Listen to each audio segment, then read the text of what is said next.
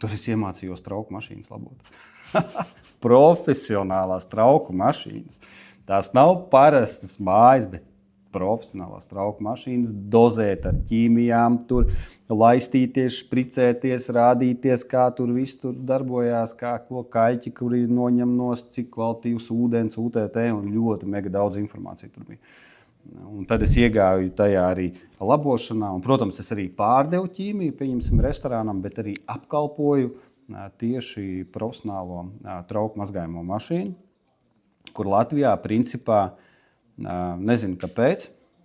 Diemžēl nav daudz labu meistaru šajā jomā.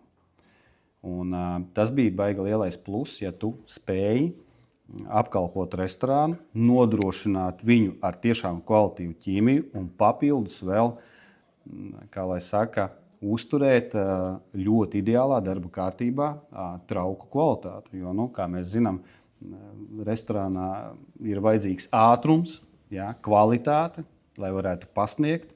Un, trauku mazgātājs nospēlē ļoti lielu lomu restorānu biznesā.